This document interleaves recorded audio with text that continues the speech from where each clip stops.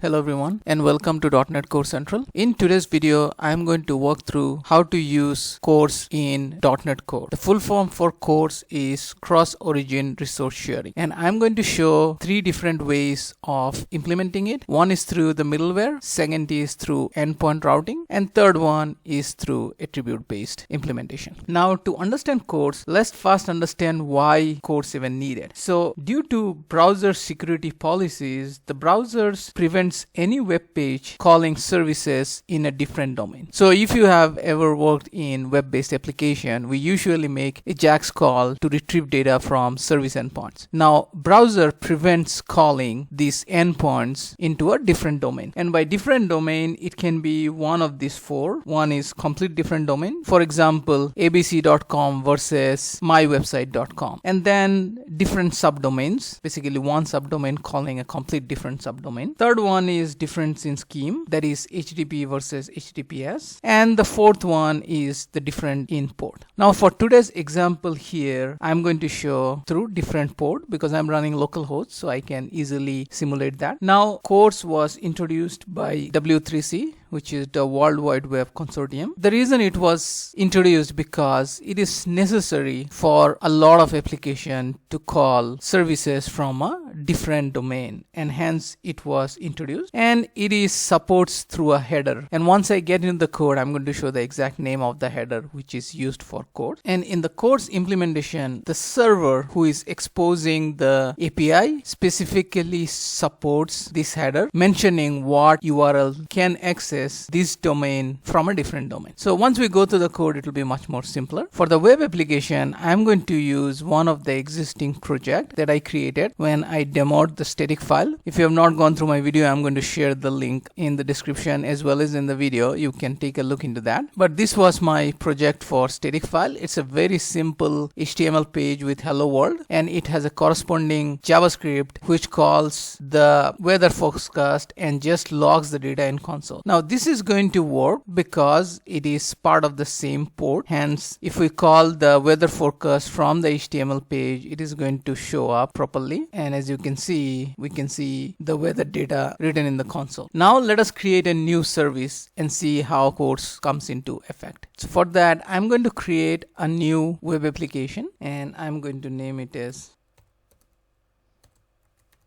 CORS.demo. I'm going to create an API application, keep it as ASP.NET Core 3.1, and create the application. Now once the app is created, I'm going to add a new controller, and I'm going to add an API controller with read-write action, and I'm going to keep the name as values controller. For this example, it is immaterial what the name is. So once the controller is created, now I'm going to quickly change the properties to run on a different port because the port 5000 is already taken. So I'm going to make it 5101 and 5100, and I'm going to change this to run as a console. And now let's run the application. Now once the application is started, if I go to API/values, I can see the data returned properly. Now let me go back to the other project, and here instead of weather forecast, let provides the URL for values. And now if I go back and I do a refresh, this is the error I get. So you can see here it says the origin 5004, this is the port number, has been blocked by CORS policy. And the header that I was talking about is this is the header, access control allow origin. So this is the header which needs to be present in the response of the API call. Now if I go to the network, I click on the API call, you can see in the response header, this header value does not exist. Hence the browser is failing due to CORS. Now this restriction is actually called same origin policy. It's basically the call is allowed only within the same origin, and CORS is what helps us to go across origin. As the name suggests, cross origin resource sharing. Now if I go back to my project, and now it's time to implement CORS. Now for CORS, as I mentioned earlier, there are three different ways to do it. First way is to use the CORS middleware, and second way is we'll still use the middleware, but we will use endpoint routing, and the third way is to use attributes. So first let's start with the default implementation, and here what we are going to do is in the services, which is iService collection, there's an extension method for CORS which is called add CORS, and the add CORS we have an action which is the CORS option. So we are going to use these options And these options, we can have either default policy, we can add a default policy, or we can add a policy based on name. First, let's try out the default policy, and we'll come to the named policy when we get into how to implement the endpoint routing or the attribute routing, because that's where the named policy is going to be useful. So now I'm going to just add a default policy, and for the policy also you can see there is an action which is policy builder, and we are going to use this. Let me go to the next line, and here we can say builder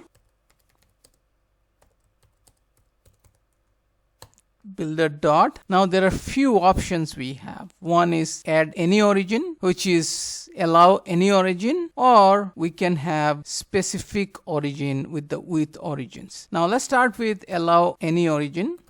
Here basically we are telling, well, any website or web application calling this particular API, we are just going to allow them. We are not going to restrict anything. But let's start with that, and then we'll go to the next one. Another important thing to remember is when we add the middleware in the pipeline, the middleware has to be after use routing and before use authorization. That's a requirement for the CORS middleware. This is something very important to remember.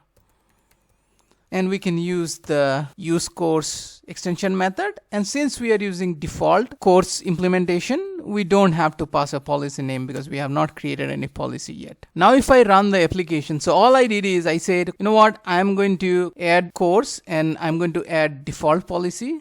Let me make it a little bit better looking. So add default policy, and the default policy allows any origin, and then I'm just adding the middleware to the HTTP pipeline. So now if I run this application, and if I go back to the previous website and do a refresh now you will see value works just fine. And if we see in the response header, we see the access control allow origin is now available, and it is star, meaning any website will be able to access this now. And if I go to console, I see both the values are written. Now let's modify the application just to allow this particular endpoint and not everything else, because that's a security concern. So for that, what we are going to do is, instead of allow any origin, we're going to say with origins, and we're going to pass URL of the origin. Now another very important thing to remember here is that don't give the slash at the end. That will not work. We have to remove the slash at the end. That's a requirement. So now if I run, it's going to work the same way, but at this point in time, for the access control header, we are going to see the specific URL. So if I go here and run this in the network, now I can see the access control origin is allowing only this particular endpoint, which is this. So that's one way of doing CORS. Now let's go to the next way. For next way is, what we are going to do is, now let's create a policy. Let's keep this policy, default policy, but let's allow 5005, which does not exist. And now if we run, because we have default policy as 5005, our web application here is going to start getting error because, of course, it is blocked. And if we see the network, we can see that, we are not getting any access control because this particular URL is blocked. Now what I'm going to do is, I'm going to, just like this add policy, I'm going to change here a little bit so that we can have multiple policy defined. So the next thing I'm going to do is, I'm going to say options dot add policy, and I'm going to create a new policy, say my policy. And for this one, just like before, I'm going to use the action with policy builder, and I'm going to say builder dot with origins, and this time I'm going to give the origin of HTTP port 5004. Now with origin, as you might have seen, because it takes an params of string array, we can pass multiple URLs here, and that's how you do it. So now we created a policy, my policy, but we are not using the policy anywhere. Now there are two ways of doing it. One way is, of course, we can pass the policy here as policy name. If we do that, now we are not using default policy anymore, and if we run the application, the other web app will start working because we are providing a specific policy which supports 5004, and you can see that it's working now. It's working, but this is not what we want to do. We want to have the default policy for everything else. We want to use specific policy for controller. So in that case, what we can do is we can have require CORS, and we can give the policy name here, and we can pass my policy. So once we do that, what will happen is now all the controllers will use my policy, hence my application will start working again, because now I'm specifying a policy with the policy name, and if I run, see, it's working as expected. So that's the second way of using CORS. Now the third way is attribute based CORS policy. Now for attribute based policy, what we'll have to do is, all we have to do is we come here and we can declare an attribute at a method level or at a controller level. So I'm going to just show the controller level because method level works exactly the same way. And here we're going to say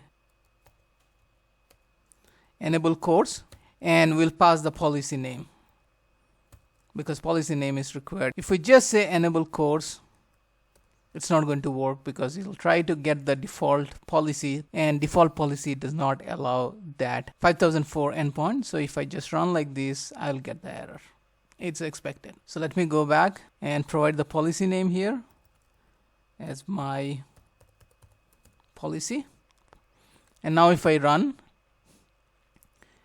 and I go back to my project, refresh, everything is working as expected. We are getting the origin as expected and the values in console. So that's how enable CORS work. Now, just like enable CORS, there is an option called disable CORS. So we can disable, though we can enable the CORS for the entire controller, but we can choose to disable CORS for a specific endpoint. So let's just disable CORS for the get to demonstrate. So here we just have to say disable CORS. That's about it. Now if I run, as you can see, I didn't change anything else. I just added disable CORS, and now if I go and execute this is going to fail, and it's failing, of course, because we are disabling CORS for that particular get method. Now I'm going to get rid of it, run it again, and everything should work as expected. Yep.